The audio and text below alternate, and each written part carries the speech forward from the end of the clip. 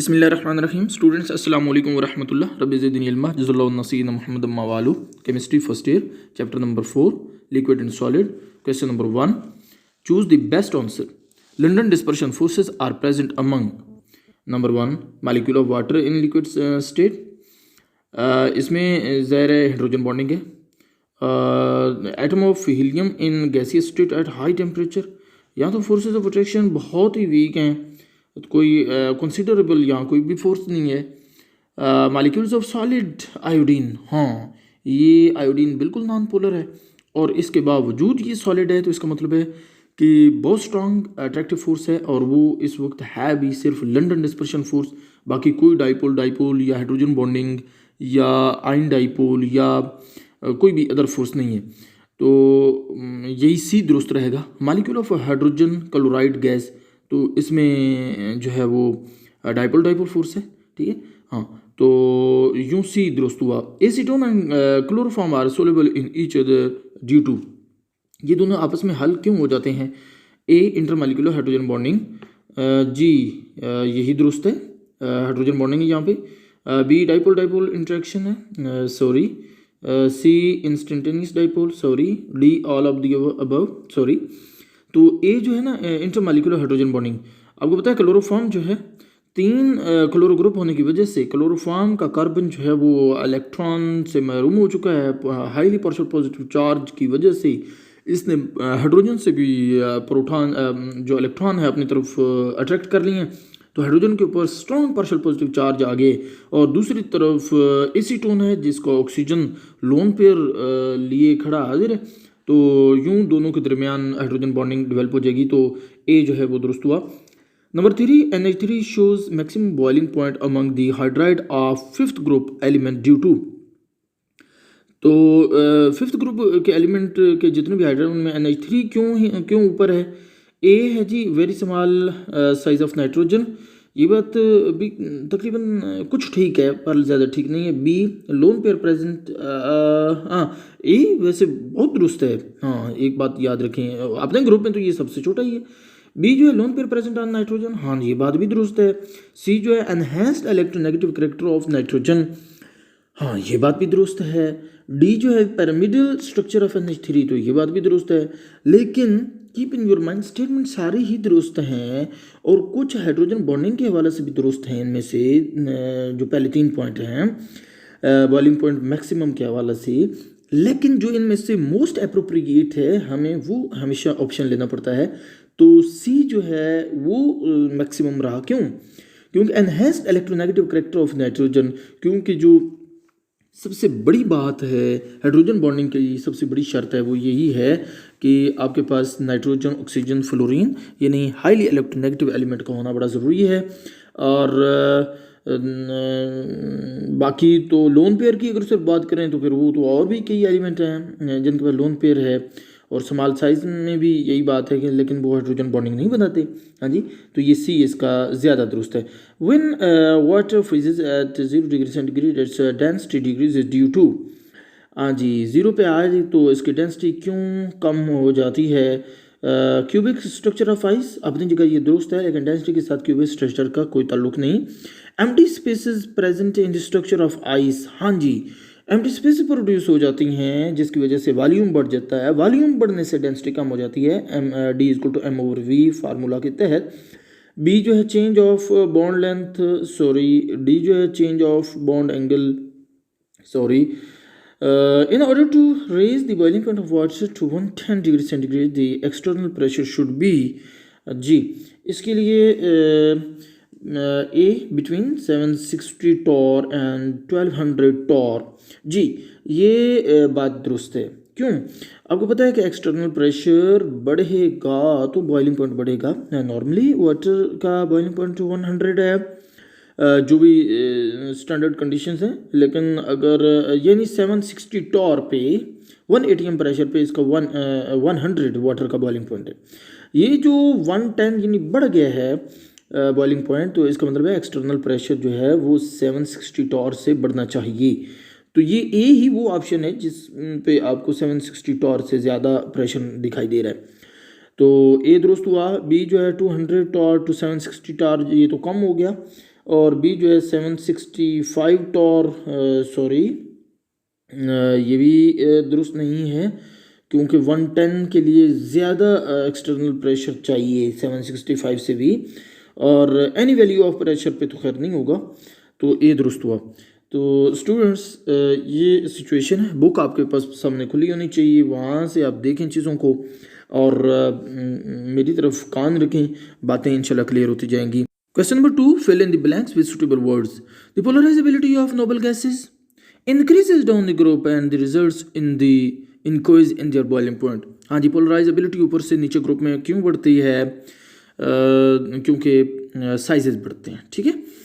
Number 2 जो है वो hydrogen bonding is developed in acetone and chloroform and they are mix together. हाँ जी, हाइड्रोजन बॉन्डिंग है, आपने हाइड्रोजन बॉन्डिंग के टॉपिक में ये ऑलरेडी पढ़ चुके हैं और वहाँ पे इसकी डायग्राम भी बाकायदा तौर मौजूद है। ये जो कहा गया है ना कि सेल्डम क्लोरीन भी हिस्सा लेती है हाइड्रोजन बॉन्डिंग में, तो उसकी एग्जांपल में ये वहाँ पे आता है, और चूँकि हाइड्रोजन बॉन्डिंग है तो लिहाजा ये आपस में मिक्स हो जाते हैं, सोलेबल हो जाते हैं।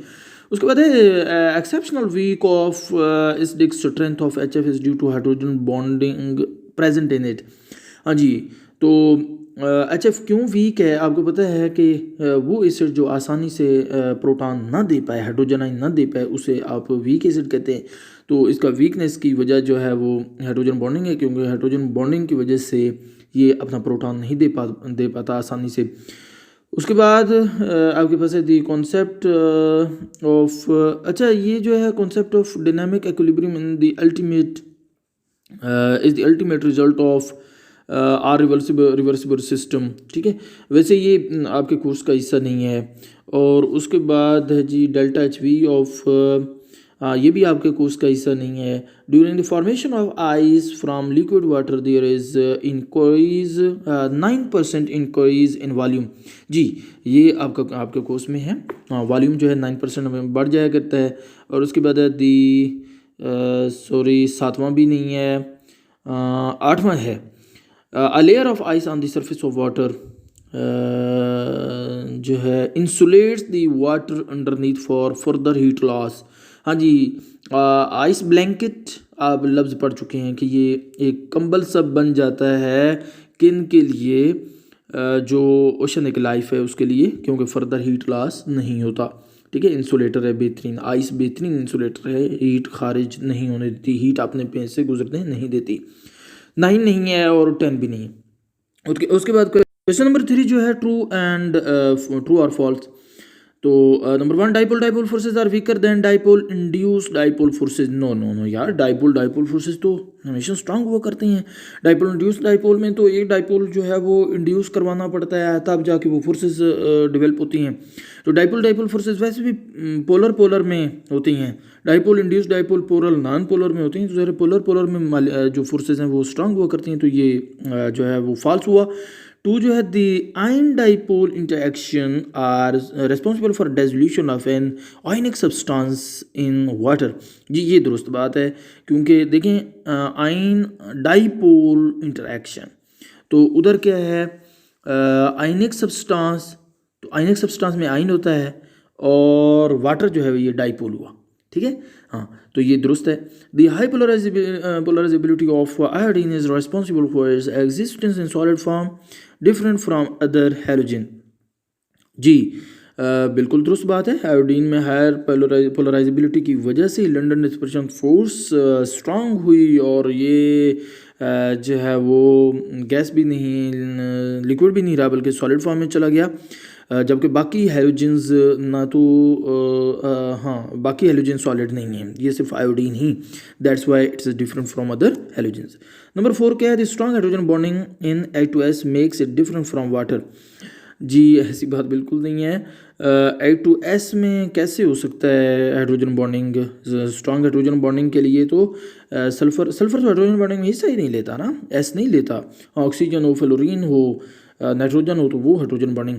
तो बाकी जो है हाँ, तो वाटर में ये हुआ करती है, H2S में नहीं हुआ करती, ठीक है। तो ये रॉन्ग है।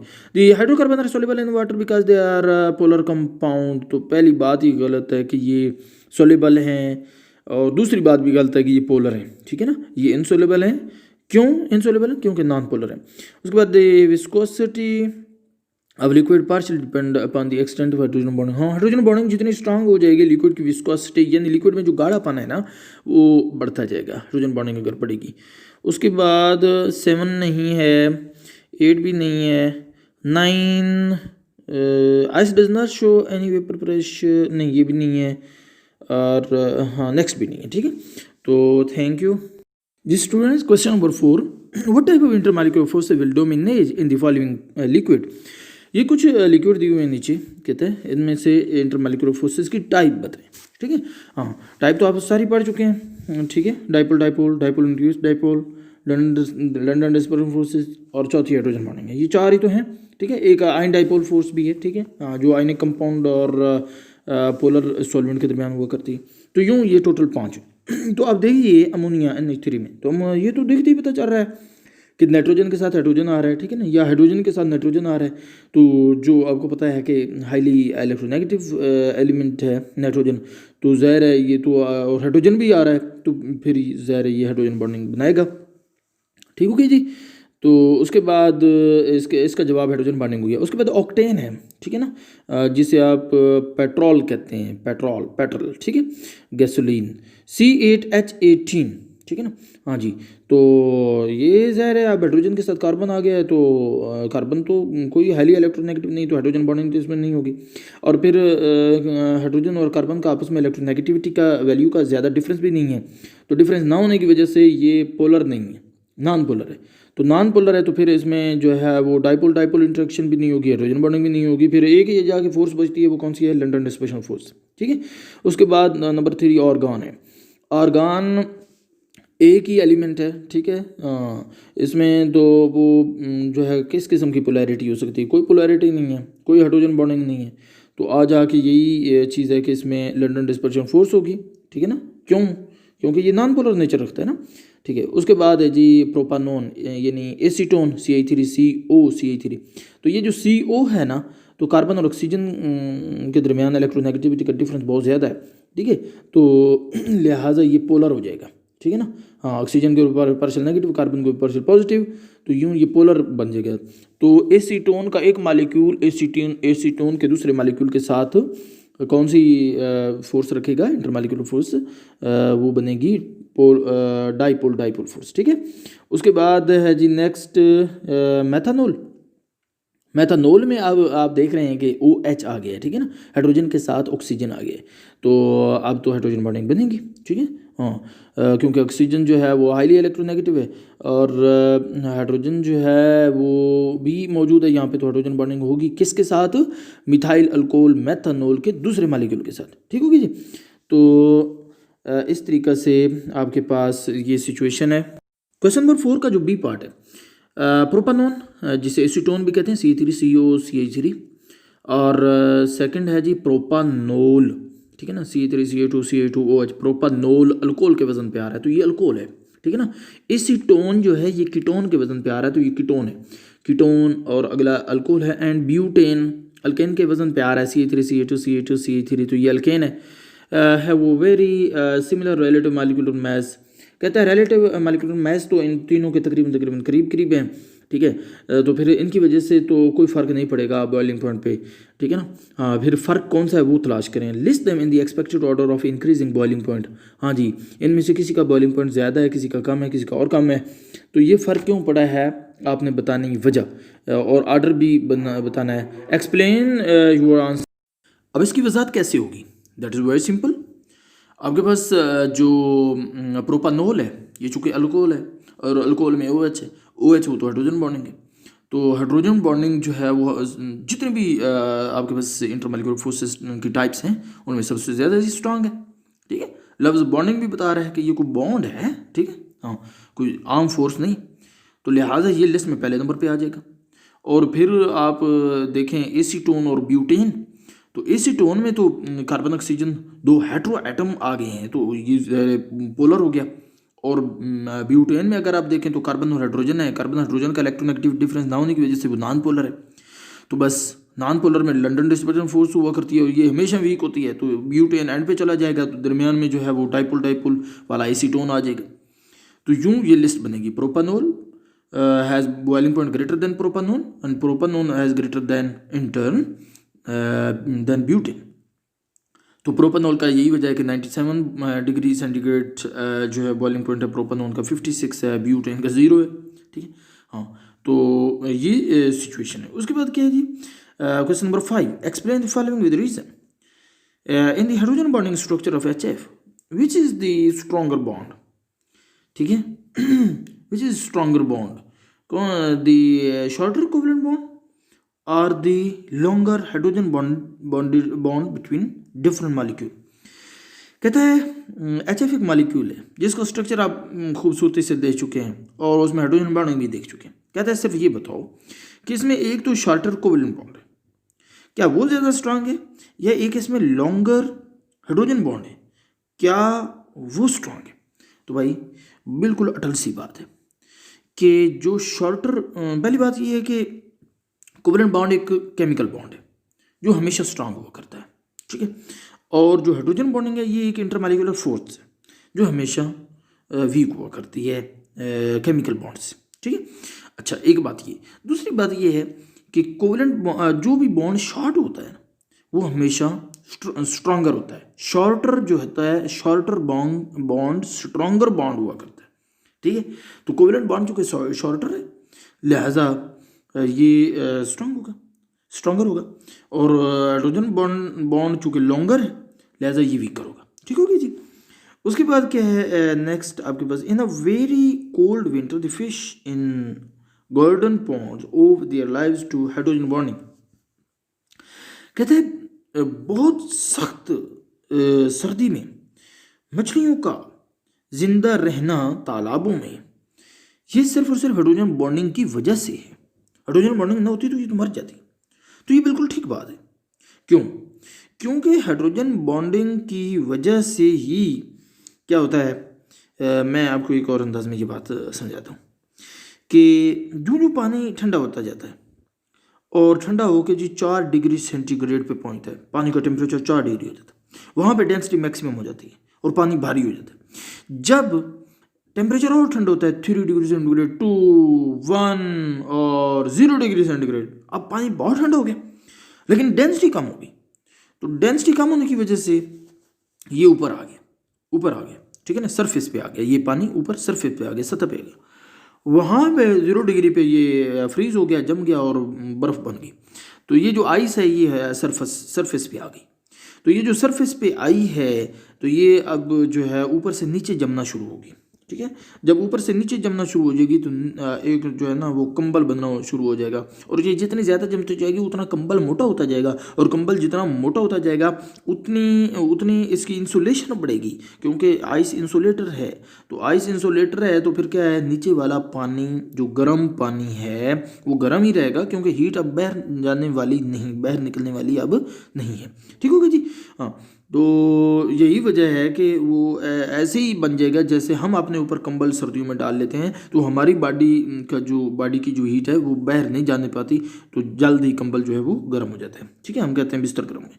अब इस वजह से जो मछलियाँ हैं या बाकी जो एक्वेटिक लाइफ है वो ज़िंदा रहती है। तो अब ये जो ऊपर से नीचे बर्फ़ का जमना हुआ है ये सिर्फ और सिर्फ हाइड्रोजन बॉन्डिंग की वजह से हुआ है क्योंकि हाइड्रोजन बॉन्डिंग की वजह से रेगुलरिटी आई स्ट्रक्चर में, रेगुलरिटी की वजह से एम्प्टी स्पेसेस आई, एम्प्टी स्पेसेस की वजह से वॉल्यूम बढ़ गया, वॉल्यूम बढ़ने की वजह से डेंसिटी कम हुई और डेंसिटी कम होने की वजह से वो ऊपर आ गया, बर्फ़ सतह पे जो है वो बनना शुरू हुई और ऊपर से नीचे जो इसका बनने का अमल जारी हुआ। तो ये वजह है, ये बड़ी खूबसूरत क्वेश्चन है। उसके बाद है ये water and ethanol can mix easily and in all proportion. तो बिल्कुल ज़ाहिर बात है, वाटर में OH है, एथेनॉल में भी OH है। ठीक है, हाँ, तो दोनों में हाइड्रोजन बॉन्डिंग हो जाएगी। तो जहाँ भी कोई भी स्ट्रॉन्ग इंटरमॉलिक्यूलर फोर्स आ जाए तो वो आपस में मिक्स हो जाते हैं, सोलेबल हो जाते हैं। और ये चूँकि स्ट्रॉन्ग किस्म की है तो ये इन ऑल प्रोपोर्शन, यानी आप पानी के 2 गिलास लें और एथेनॉल का 1 गिलास लें फिर भी मिक्स हो जाएगा, एथेनॉल के 2 गिलास हों और पानी का 1 गिलास हो फिर भी मिक्स हो जाएंगी। पानी बिल्कुल थोड़ा सा हो, 1 कतरा हो और एथेनॉल ढेर सारा हो फिर भी हल हो जाएगा, और एथेनॉल बिल्कुल थोड़ा सा हो, ठीक है ना, पानी ढेर सारा हो फिर भी हल हो जाएगा। इन ऑल प्रोपोर्शन, यानी हर निस्बत में ये हल होता है। उसके बाद कहता है the origin of intermolecular forces in water. तो नंबर 4 क्वेश्चन है, तो वाटर में इंटरमॉलिक्यूलर फोर्सेस का ओरिजिन क्या है आप बेहतर तरीके से जानते हैं, वही हाइड्रोजन बॉन्डिंग आपने लिखनी है, ठीक है। हाँ, तो हाइड्रोजन बॉन्डिंग में जो वाटर का मॉलिक्यूल बना हुआ है वहाँ सारी इसकी डिटेल दी हुई है। वहाँ क्या डिटेल है, वहाँ ये डिटेल है कि जी वाटर में एक तो ऑक्सीजन है, ऑक्सीजन फिर इलेक्ट्रोनेगेटिव, हाईली इलेक्ट्रोनेगेटिव है, और साथ इसके पास लोन पेयर भी है। और दूसरी बात कि यहाँ हाइड्रोजन भी है, और हाइड्रोजन का साइज़ बहुत स्मॉल है, और हाईली इलेक्ट्रोनेगेटिव ऑक्सीजन के साथ बॉन्ड बनने की वजह से हाइड्रोजन के ऊपर हाईली पार्शियल पॉजिटिव चार्ज आ गया, हाईली। तो इसकी एक इलेक्ट्रिक फील्ड जो है ना वो डेवलप हो गई है, लिहाजा दूसरा मॉलिक्यूल के साथ अब ये आसानी से हाइड्रोजन बॉन्डिंग जो है वो बना लेगी। उसके बाद क्या है, क्वेश्चन नंबर 6 कहता है briefly consider some of the effect on our lives if water has only weak hydrogen bonding present in its molecule. हाँ जी, अगर ये हाइड्रोजन बॉन्डिंग ना होती या वीक सी कोई हाइड्रोजन बॉन्डिंग होती तो फिर क्या होता। तो बिल्कुल जी, इसका बड़ा अजीब इफेक्ट होता है, ठीक है ना। ज़ाहिर है इसका बॉइलिंग पॉइंट ही चेंज हो जाता। इंटरमॉलिक्यूलर फोर्सेस के ऊपर आपको पता है डिपेंड करता है boiling point. Intermolecular force change होगी, बॉइलिंग पॉइंट चेंज होगा। तो बॉइलिंग पॉइंट इसका जो है 100, ठीक है ना, हाँ जी, वो चेंज हो जाता है।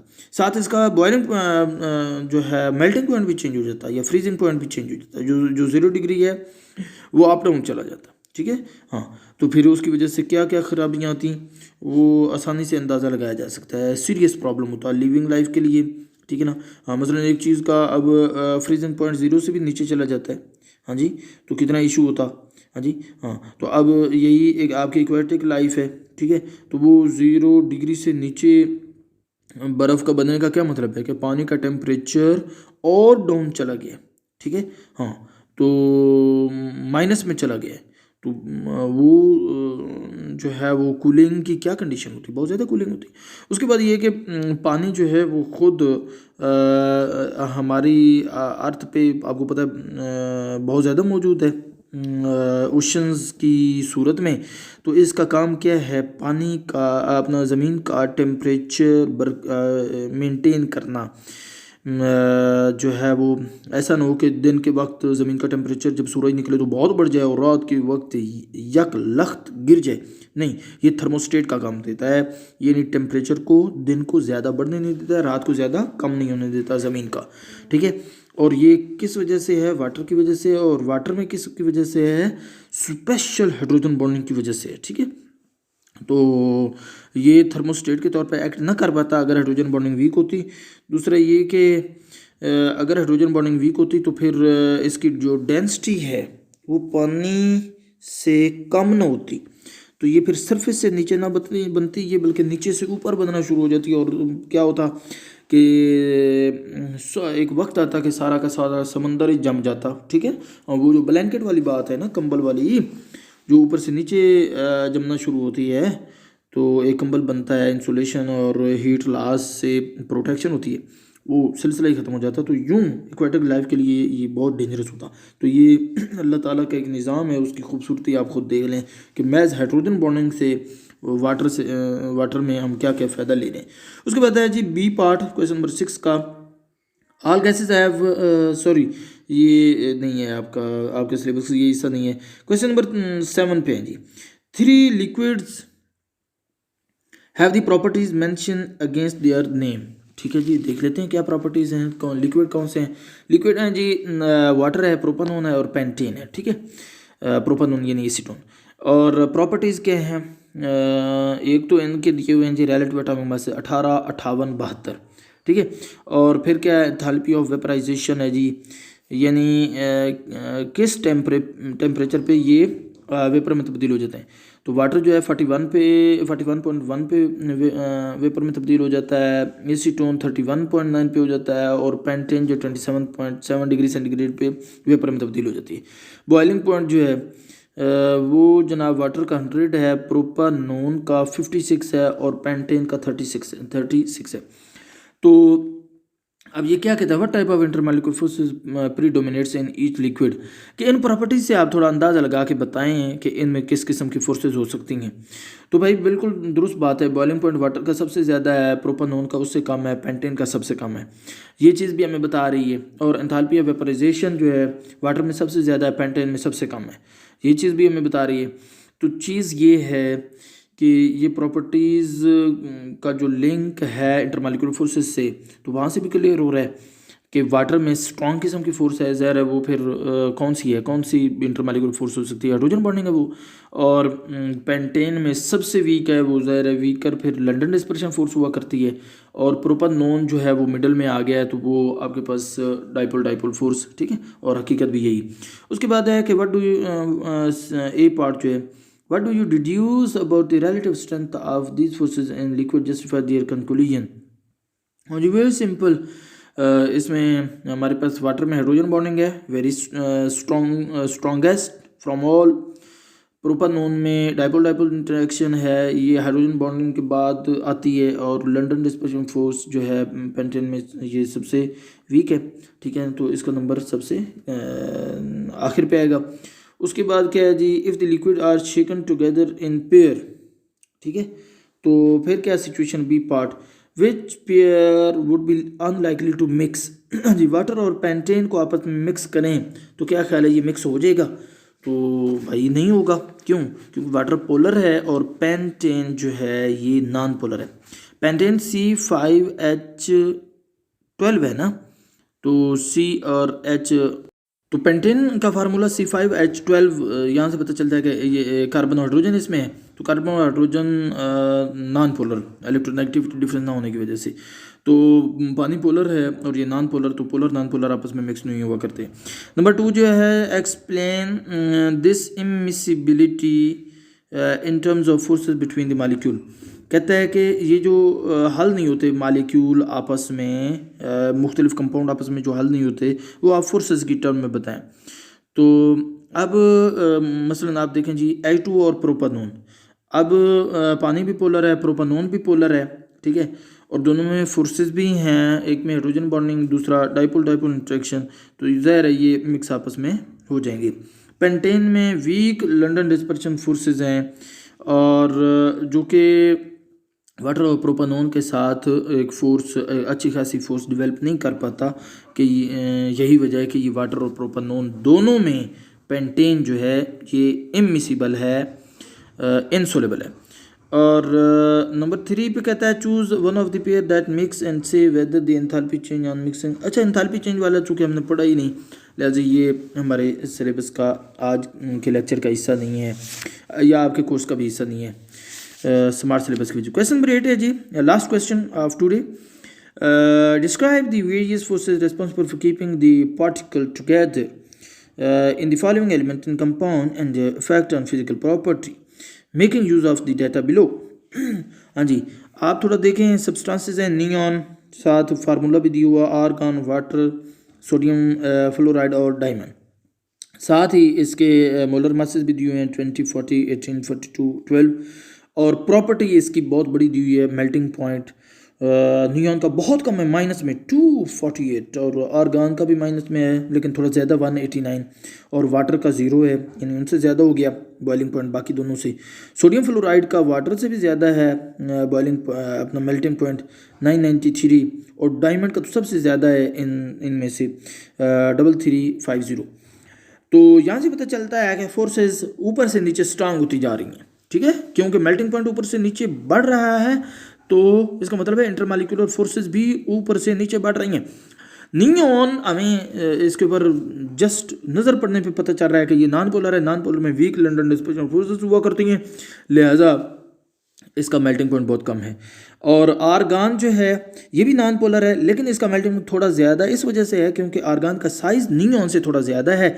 जब साइज़ ज़्यादा होता है तो नॉन पोलर कंपाउंड का तो पोलराइजेबिलिटी बढ़ती है, जिससे लंदन डिस्पर्शन फोर्स बढ़ जाएगी और मेल्टिंग पॉइंट बढ़ जाएगा। वाटर को देखें तो उसका इन दोनों से ज़्यादा, क्योंकि इसमें स्ट्रॉन्ग हाइड्रोजन बॉन्डिंग है जो कि स्ट्रॉन्गर फोर्स है नियॉन आर्गन की निस्बत। और सोडियम फ्लोराइड का में मेल्टिंग पॉइंट 993 इस वजह से बहुत ज़्यादा हो गया, क्योंकि सोडियम फ्लोराइड में आप गौर करें, सोडियम के ऊपर पॉजिटिव और फ्लोरीन के ऊपर नेगेटिव, ये आयनिक कंपाउंड है, तो आयन के दरमियान जो फोर्स है आयनिक बॉन्ड की force, electrostatic force of attraction बहुत स्ट्रॉन्ग है, और आपकी इंटरमॉलिक्यूलर फोर्सेस से, ठीक है ना, क्योंकि ये केमिकल फोर्स है ना, हाँ, इसमें यहाँ केमिकल फोर्स आ गई है, लिहाजा केमिकल फोर्स हमेशा इंटरमॉलिक्यूलर, किसी भी इंटरमॉलिक्यूलर फोर्स से हमेशा स्ट्रांग हुआ करती है, तो इसका मेल्टिंग पॉइंट इस वजह से ज़्यादा हुआ। और डायमंड को अगर आप देखें तो ये इसमें मेल्टिंग पॉइंट तो आयनिक बॉन्ड से भी ज़्यादा हो गया। नॉर्मली जो कोवलेंट बॉन्ड होता है वो वीक होता है वैसे आयनिक कंपाउंड से, आयनिक बॉन्ड से, लेकिन यहाँ का जो कार्बन है ना डायमंड, इसकी सिचुएशन थोड़ी मुख्तलिफ है। इसमें जो है एक नेटवर्क आ गया कोवलेंट बॉन्ड का ना, यानी हर कार्बन मज़ीद कार्बन 4 कार्बन से जुड़ा है। अब वो जो मज़ीद 4 हैं वो आगे 4 कार्बन से जुड़े हुए हैं, वो फिर आगे उनमें से हर एक फिर आगे 4, तो एक नेटवर्क आ जाता है जिसकी वजह से स्ट्रेंथ बढ़ गई ओवरऑल, ठीक है ना। तो डायमंड यही वजह है कि सख्त तरीन जो एलिमेंट है उनमें आता है। तो ये वजह है कि नेटवर्क ऑफ कोवलेंट बॉन्ड की वजह से इसका मेल्टिंग पॉइंट, यानी ये सबसे स्ट्रांग रहा, सबसे स्ट्रांग इंटरमॉलिक्यूलर जो सबसे स्ट्रांग फोर्स रही, फोर्स ऑफ अट्रैक्शन डायमंड में, तो लिहाजा उसका मेल्टिंग पॉइंट भी सबसे ज़्यादा स्ट्रांग रहा। तो स्टूडेंट्स आई थिंक सो कि लिक्विड के बारे में जितने भी क्वेश्चन थे वो सारे हमने कर लिए हैं। और जहाँ की आपको इशू, अब मुझे कमेंट बॉक्स में कमेंट करें, व्हाट्सएप पे पूछें, ठीक है। तो थैंक यू, अल्लाह आपको खुश रखिए, जज़ाकल्लाह, अल्लाह हाफिज़।